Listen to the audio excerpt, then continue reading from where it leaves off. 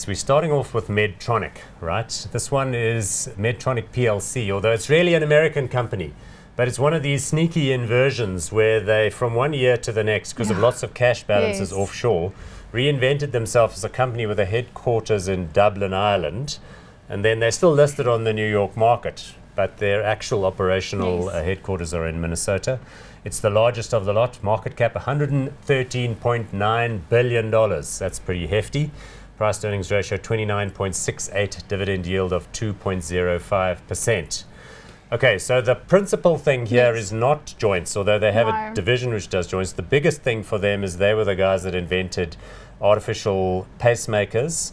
And from about 1960, they were the ones that they put inside you with a battery, which is pretty cool. But I mean, it's the kind of thing nowadays, the current models actually even pick up if your heart doesn't spark by itself. It's sort of a sensor that they implant in you, and that tells the doctor then if your pacemaker is still working. It's not that their heart doesn't work at all. It's got sort of arrhythmia. So it's like, you know, the heart skips a beat every now and then. This thing is clever enough to pick up, hey, his heart hasn't gone, give him a little electrical pulse.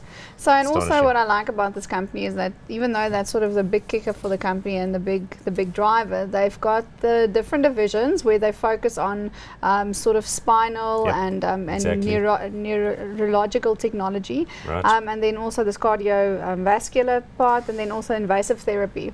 And they've got some diabetes treatment as well there. So and that's like an insulin pump as far as I can tell. But what I like is that sort of their revenue drivers are split equally between these divisions, roughly.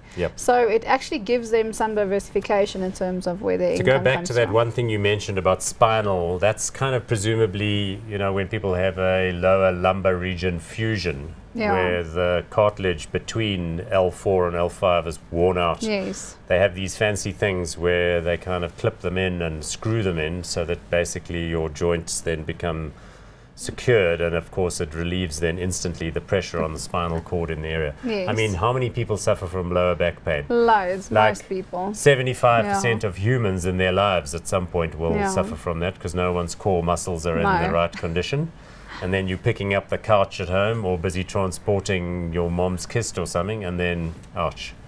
So this is, of course, a major area for people, not only athletes and active people, just basically everyone. Yes, and you know, they, like you said, they're the biggest of the lot, so they're pretty much diversified worldwide. They operate in over 160 countries. They're everywhere. Let's look at the share chart. We haven't done that yet. Now, this is tricky because the share chart will only show from 2015 or 2014 or something, and that's because that's when the conversion happened.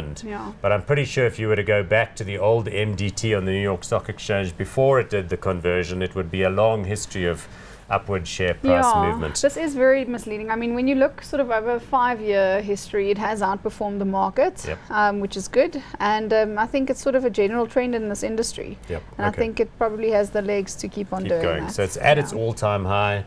Looks as though it's firing on all cylinders. Hot on this one? I'm hot on this company, hot on that one.